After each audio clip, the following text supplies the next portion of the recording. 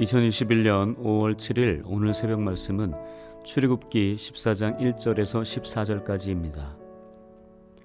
여호와께서 모세에게 말씀하여 이르시되 이스라엘 자손에게 명령하여 돌이켜 바다와 믹돌 사이의 비하이롯 앞 곧 바알스본 맞은편 바닷가에 장막을 치게 하라. 바로가 이스라엘 자손에 대하여 말하기를 그들이 그 땅에서 멀리 떠나 광야에 갇힌 바 되었다 하리라. 내가 바로의 마음을 완악하게 한즉 바로가 그들의 뒤를 따르리니 내가 그와 그의 온 군대로 말미암아 영광을 얻어 애굽 사람들이 나를 여호와인 줄을 알게 하리라 하시매 무리가 그대로 행하니라. 그 백성이 도망한 사실이 애굽 왕에게 알려지매 바로와 그의 신하들이 그 백성에 대하여 마음이 변하여 이르되 우리가 어찌 이같이 하여 이스라엘을 우리를 섬김에서 놓아 보내었는가 하고 바로가 곧 그의 병거를 갖추고 그의 백성을 데리고 갈새 선발된 병거 600대와 애굽의 모든 병거를 동원하니 지휘관들이 다 거느렸더라. 여호와께서 애굽 왕 바로의 마음을 완악하게 하셨으므로 그가 이스라엘 자손의 뒤를 따르니 이스라엘 자손이 담대히 나갔습니다. 애굽 사람들과 바로의 말들, 병거들과 그 마병과 그 군대가 그들의 뒤를 따라 바알스본 맞은편 비하이롯 곁 해변 그들이 장막 친 데에 미치니라. 바로가 가까이 올 때에 이스라엘 자손이 눈을 들어본즉 애굽 사람들이 자기들 뒤에 이른지라. 이스라엘 자손이 심히 두려워하여 여호와께 부르짖고 그들이 또 모세에게 이르되 애굽에 매장지가 없어서 당신이 우리를 이끌어내어 이 광야에서 죽게 하느냐? 어찌하여 당신이 우리를 애굽에서 이끌어내어 우리에게 이같이 하느냐? 우리가 애굽에서 당신에게 이른 말이 이것이 아니냐? 이르기를 우리를 내버려 두라. 우리가 애굽 사람을 섬길 것이라 하지 아니하더냐? 애굽 사람을 섬기는 것이 광야에서 죽는 것보다 낫겠노라. 모세가 백성에게 이르되 너희는 두려워하지 말고 가만히 서서 여호와께서 오늘 너희를 위하여 행하시는 구원을 보라. 너희가 오늘 본 애굽 사람을 영원히 다시 보지 아니하리라. 여호와께서 너희를 위하여 싸우시리니 너희는 가만히 있을지니라. 오늘 본문 출애굽기 14장 1절에서 14절의 말씀으로 믿음은 무엇을 바라보는가에 달려있다라는 제목의 말씀을 전하겠습니다. 오늘 본문은 하나님께서 애굽에 내린 10대 재앙이 모두 끝이 나고 이제 애굽을 출발하여 적과 꿀이 흐르는 약속의 땅으로 가는 과정에서 발생한 사건입니다. 마지막 장자의 죽음 재앙을 통해 바로는 모세와 아론을 불러 너희와 이스라엘 자손은 일어나 내 백성 가운데에서 떠나 너희의 말대로 가서 여호와를 섬기며 너희가 말한 대로 너희 양과 너희 소도 몰아가라. 그렇게 허락을 받습니다. 떠나도 좋다는 허락을 받은 이스라엘 백성들이 400년이 넘는 애굽 종살이를 이제 청산하고 너무나 큰 기쁨과 감격으로 길을 나섰습니다. 가벼운 발걸음으로 비하이롯 앞 바닷가에 이르러 장막을 치게 됩니다. 그러나 애굽 왕 바로가 이스라엘 백성들이 모두 떠났다는 이야기를 듣고 갑자기 마음이 완악해집니다. 분명 자신이 떠나라고 말을 했지만 그것을 망각하고 그 백성에 대하여 마음이 변하여 군대를 갖추어 그들의 뒤를 추격하기 시작했습니다. 여기에서 우리는 바로 왕의 마음이 변했다는 것에 다시 한번 주목해야 합니다. 왜냐하면 우리가 바로처럼 시시각각 변하기 때문입니다. 바로는 10가지 재앙을 경험하면서 계속 반복적으로 자신의 말을 뒤집었습니다. 재앙을 만나면 가라고 했다가도 재앙이 멈추면 다시 못 가도록 말을 번복했습니다. 저는 이런 바로 왕의 모습에서 저의 모습을 발견하게 됩니다. 지금 내 앞에 주어진 환경에 따라 내 마음, 심지가 견고하지 못해 요동하기 때문입니다. 내 생각과 계획, 결단이 처음과는 다르게 변한다는 것이지요. 그런데 오늘 본문에서 보면 이렇게 상황에 따라 변하는 모습은 바로 왕만의 이야기가 아닙니다. 소위 하나님께서 택하신 선민, 하나님의 백성들도 마찬가지였다는 것입니다. 다시 말해 하나님을 믿던 믿지 않던 환경에 따라 우리 인간은 카멜레온처럼 색깔을 바꾼다는 것입니다. 이 말은 신실하지 못하다는 것이지요. 지금 애굽을 나온 이스라엘 백성들은 얼마나 기쁘고 행복할까요? 평생을 애굽 사람의 종으로 노예로 살다가 자유롭게 해방된 것이 꿈만 같았을 것입니다. 아마도 그 일을 행하신 하나님께 정말 감사하며 찬양으로 영광을 올려드렸을 것입니다. 그리고 하나님과 백성들 사이의 대리자, 중간자로 사용된 모세와 아론을 매우 많이 칭찬하며 좋아하며 최고의 지도자로 인정했을 것입니다. 그 기쁨과 감격도 잠시뿐. 그들 앞에는 더 이상 갈 수 없는 바다가 있고 뒤에는 애굽의 군대가 그들을 죽이려고 쫓아오고 있다는 소식을 듣자 그들의 마음이 요동하기 시작했습니다. 본문 10절, 11절, 12절에 그들이 어떻게 돌변했는지 구체적으로 기록되어 있습니다. 바로가 가까이 올 때 이스라엘 자손이 눈을 들어 본즉 애굽 사람들이 자기들 뒤에 이른지라.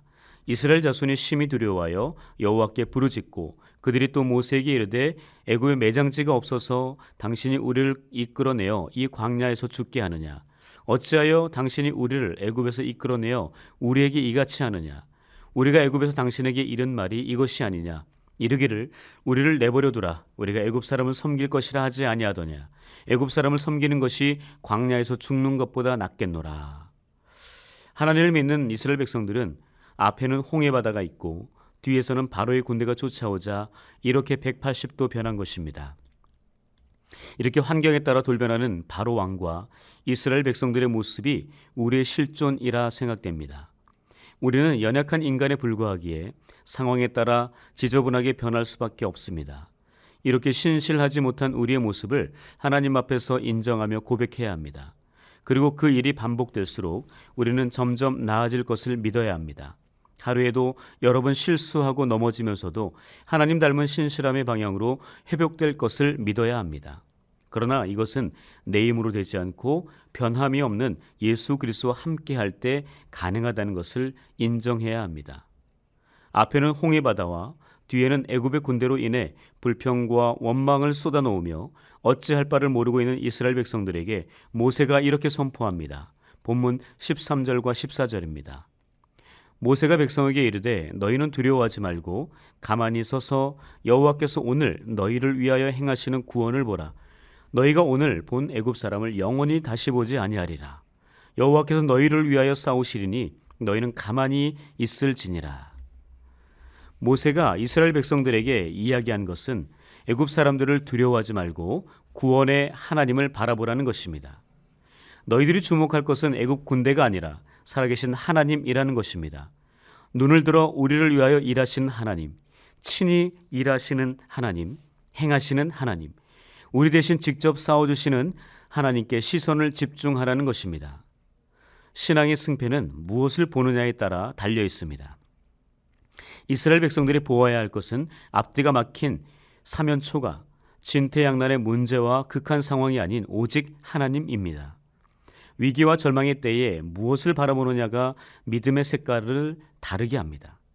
바로 그때 하나님만 주목하면 우리의 신앙은 더욱 굵어지고 강해집니다. 즉 우리의 믿음, 신앙은 하나님을 향한 시선을 얼마나 집중하느냐에 따라 달린 것이지요. 삶의 현장에서 일어나는 예기치 못한 위기와 고난 앞에 두려움과 불안을 내려놓고 하나님께서 당신의 강한 손으로 이루실 구원에 대해 불신과 의심, 불만과 불평을 내려놓고 인간적인 방법들을 모두 버리고 오롯이 하나님만을 바라보는 것이 진정한 믿음이며 그것을 반복적으로 경험할 때 우리의 신앙은 성장하게 됩니다. 찰스 스펄전 목사님이 이런 말을 했습니다. 하나님의 능력을 의심함이 우매, 무지요. 하나님의 능력을 믿음이 진정한 지혜다라고 말을 했습니다. 우리는 하나님의 능력을 절대 의심하거나 불신하지 말아야 합니다. 그것이 가장 멍청한 짓이라고 합니다. 그러므로 우리는 어떤 상황에서도 하나님의 능력을 믿어야 합니다. 그것이 진정한 지혜입니다. 역대하 20장에 가시면 여호사밧이 남유다의 왕으로 있을 때에 모압 자손과 암몬 자손들이 마온 사람들과 함께 연합하여 남유다를 공격하는 사건이 있었습니다. 이때 여호사밧 왕이 그들을 두려워하여 여호와께로 낯을 향하여 간구하고 모든 백성들에게 금식하라 공포합니다. 왕을 비롯한 남녀노소 모든 사람들이 함께 모여 여호와 하나님께 도우심을 구하기 위해 간절한 마음으로 구합니다. 그때 여호사밧 왕이 이렇게 기도합니다. 우리 하나님이여 그들을 징벌하지 아니하시나이까. 우리를 치러 오는 이 큰 무리를 우리가 대적할 능력이 없고 어떻게 할 줄도 알지 못하옵고 오직 주만 바라보나이다. 이때 레위 사람 야하시엘에게 여호와의 영이 임하게 되어 하나님의 말씀을 대언합니다. 너희는 이 큰 무리로 말미암아 두려워하거나 놀라지 말라. 이 전쟁은 너희에게 속한 것이 아니요 하나님께 속한 것이니라. 이 전쟁에는 너희가 싸울 것이 없나니 대열을 이루고 서서 너희와 함께한 여호와가 구원하는 것을 보라. 유다와 예루살렘아, 너희는 두려워하지 말며 놀라지 말고 내일 그들을 맞서 나가라. 여호와가 너희와 함께하리라. 다음날 일찍이 여호사밧이 백성들에게 선포합니다. 너희는 너희 하나님 여호와를 신뢰하라. 그리하면 견고히 서리라. 그의 선지자들을 신뢰하라. 그리하면 형통하리라. 그리고 노래하는 자들이 군대 앞에서 행진하며 여호와께 감사하세 그의 인자하심이 영원하미로다 라고 찬송을 시작하자 여호와 하나님께서 복병을 준비하셔서 유다를 치러 온 암몬 자손과 모압과 세일산 주민들을 치셔서 완전한 승리를 얻게 하십니다. 여호사밧과 그의 백성들이 한 일은 단지 일하시는 여호와 하나님만 바라보며 간절한 마음으로 구하는 것과 적 앞에 나가 서서 찬송하는 것이었습니다. 이후 모든 적들은 하나님께서 물리쳐 주셨고 이스라엘에게 승리를 주신 것이지요. 여호사밧 왕과 그의 백성들은 하나님의 능력을, 그의 구원하심을 결코 의심하지 않았습니다. 그가 말씀하신 대로 행동한 것이죠. 하나님 마음에 합한 사람 다윗은 위기의 순간에 하나님 한 분만을 바라본 인물입니다. 자신의 장인 사울 왕으로 인해 광야를 전전하며 쫓겨다닐 때 불평과 원망, 불신과 의심으로 흔들리던 마음을 다잡을 수 있었던 것은 그가 오직 하나님께만 자신의 시선을 두었기 때문입니다. 시편 62편에서 그는 이렇게 고백합니다. 나의 영혼이 잠잠히 하나님만 바라며 나의 구원이 그에게서 나오는도다. 나의 영혼아 잠잠히 하나님만 바라라. 무릇 나의 소망이 그로부터 나오는도다. 다윗은 의심하지 않고 잠잠히 하나님 한 분만을 주목했습니다. 자신의 구원과 소망이 오롯이 하나님께만 있음을 고백하며 하나님만을 바라본 것입니다. 예수님의 신실한 제자 야고보 사도는 야고보서 1장 6절에서 오직 믿음으로 구하고 조금 더 의심하지 말라. 의심하는 자는 마치 바람에 밀려 요동하는 바다 물결 같으니 라고 말합니다.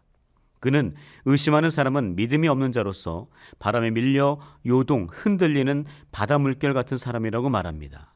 시편 1편의 말씀처럼 의심이 강한 사람은 바람에 이래저래 왔다 갔다 하는 겨와 같은 인생임을 말하지요. 다시 말해 하나님께 대한 의심이 없는 사람은 바람에 움직이는 바다 물결이나 겨와 같지 않고 시냇가에 뿌리를 깊이 내린 나무와 같아서 어떤 바람에도 요동함이 없다는 것이죠. 그러므로 믿음은 상황과 환경에 따라 요동하지 않고 의심 없이 바라보는 것입니다. 믿음의 조상인 아브라함은 그의 나이 100세나 되어 자기 몸이 죽은 것 같고 사라의 태가 죽은 것 같음을 알고도 믿음이 약하여지지 않았습니다. 그 약속을 반드시 이루실 하나님만 바라본 것입니다.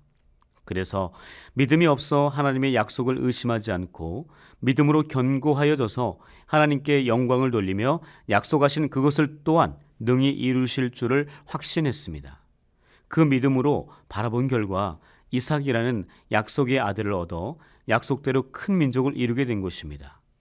믿음은 의심하지 않고 그 약속을 이루실 하나님만을 바라보는 것입니다. 히브리서 기자는 히브리서 11장에서 믿음에 대해 이렇게 정의합니다. 믿음은 바라는 것들의 실상이요 보이지 않는 것들의 증거니 선진들이 이로써 증거를 얻었느니라. 믿음은 보이지 않는 것을 마치 있는 것처럼 바라보는 것입니다. 그러므로 우리는 우리 눈에 직접 보이지 않는 하나님, 예수 그리스도, 성령님을 보고 만지고 느끼고 이야기하며 우리의 믿음을 구체화시키며 키워가야 합니다. 믿음의 시작은 바라보는 것입니다. 또한 믿음의 중간과 마지막 그리고 완성 또한 바라봄을 통해 이루어지는 것입니다. 지금 무엇을 바라보고 계십니까? 코로나19 바이러스로 인한 질병과 죽음을 바라보고 계십니까? 아니면 권력 있고 돈이 많은 사람을 바라보고 계십니까? 아니면 자신과 자녀들의 불안한 미래를 바라보고 계십니까? 아니면 지금 당장 나를 불면증과 불안, 의심을 자아내는 고통과 고난의 문제를 바라보고 계십니까? 앞에는 홍해 바다가 가로막고 뒤에는 애국 군대가 죽이려고 쫓아오는 위기의 상황 가운데 처해 있는 우리에게 하나님은 말씀하십니다. 너희는 두려워하지 말고 가만히 서서 여호와께서 오늘 너희를 위하여 행하시는 구원을 보라. 기도하겠습니다. 믿음이 약하고 신실하지 못한 우리를 그럼에도 불구하고 사랑하시는 하나님, 독생자 예수 그리스도를 통하여 죄 사함을 받고 구원을 얻어 천국 백성의 삶을 살고 있지만 아직도 주님 한 분만을 바라보지 못하는 우리를 불쌍히 여겨 주옵소서. 오늘 하루 다시 한번 주님만을 바라보는 믿음의 훈련을 할 수 있도록 은혜를 베풀어 주옵소서. 사람과 물질, 권력과 명예를 바라보지 않고 그 모든 것들을 주관하시고 섭리하시는 주님께만 집중하는 믿음의 사람 되게 하옵소서. 우리의 영원한 소망과 구원의 반석이 되시는 주님, 코로나19 바이러스가 우리의 삶을 집어삼킬 듯 그 기세가 꺾이지 않고 있습니다. 그런 고난과 위기의 삶의 현장에서 오직 주님께만 해법이 있음을 고백하며 그에 대한 신실함을 잃지 않는 저희들 되게 하옵소서. 오직 의로운 말씀과 성령의 기름 부음의 능력으로 충만하여 코로나 바이러스로 인한 불안과 의심, 불평과 불만을 내려놓고 오직 주님의 위로하심으로 평안하게 하옵소서. 우리 연동교회를 너무나 사랑하셔서 영적 위기 시대에 귀한 목사님 김주영 목사님을 택하여 부르셨사오니 연동교회와 한국교회에 선한 영향력을 미칠 수 있는 영적 권위와 리더십을 풍성하게 채워주옵소서. 이를 위해 온 교회와 성도가 성령으로 하나가 되게 하시고 특별히 부교육자들과 장로님들을 포함한 모든 연동의 재직원들이 영적으로 깨어 기도함으로 주님 한 분만을 사모함으로 헌신하게 하옵소서. 이를 통하여 연동교회와 한국교회가 부릴 듯 다시 일어나게 하시고 다시금 교회의 영광과 하나님의 나라를 확장시키게 하옵소서. 여호와 라파 치유와 회복의 하나님, 지금도 육신의 질병과 경제적 어려움, 마음과 영혼의 아픔 속에서 갈등하고 아파하는 성도님들을 위해 간절히 간구하오니 모든 질병과 아픔이 떠나가고 고난과 위기를 넘어가게 하시고 영적인 갈증과 신앙의 방황이 멈춰지게 하옵소서. 그리하여 삶의 현장인 직장과 가정, 사업장에서 오직 하나님의 영향력 아래에서 하나님의 영광을 나타내는 성령의 사람 되게 하옵소서. 위축과 단절, 제한과 억압의 코로나 시대 속에서도 전도와 선교의 현장에서 피와 땀과 눈물을 흘리며 목숨 건 목회자들과 선교사님들의 사역을 통해 더욱 하나님의 나라가 확장되게 하옵소서. 이 모든 간구 예수님의 이름으로 간절히 기도합니다. 아멘.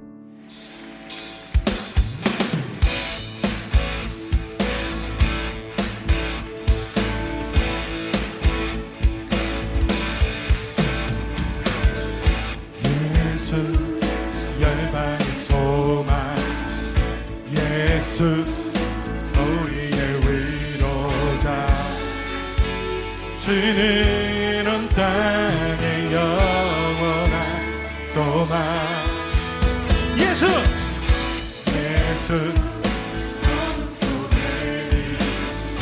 예수 변함없는 진리, 주는 온 땅의 빛이 되시네.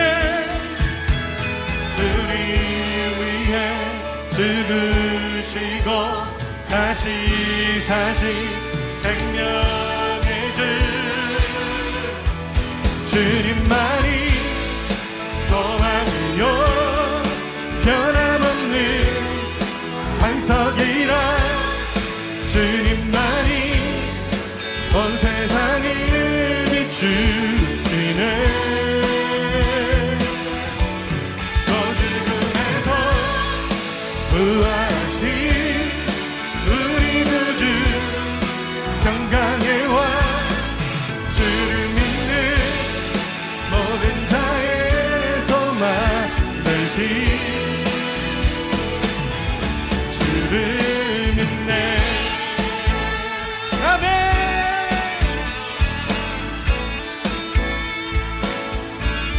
예수 열방의 소망, 예수 우리의 위로자, 주는 온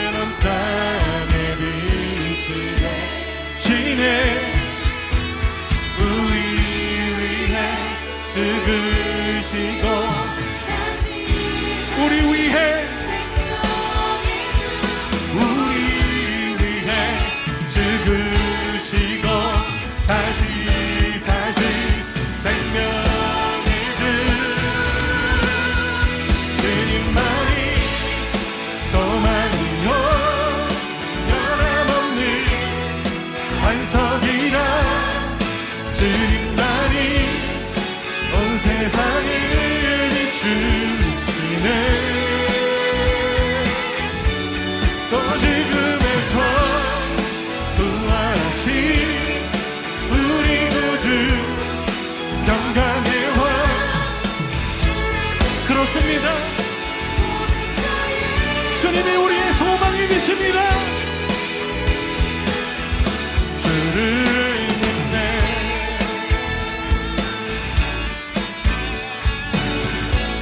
우리 믿음으로 고백하며 나갑시다. 우리 위해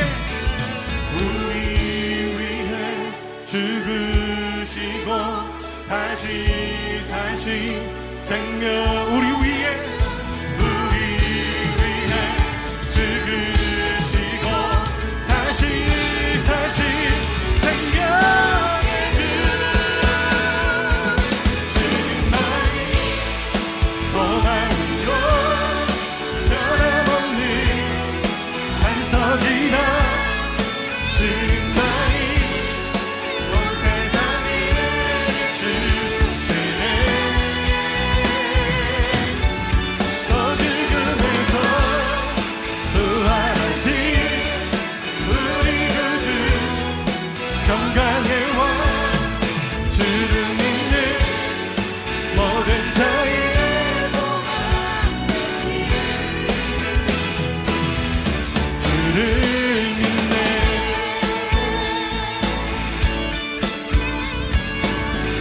주를 믿네. 주를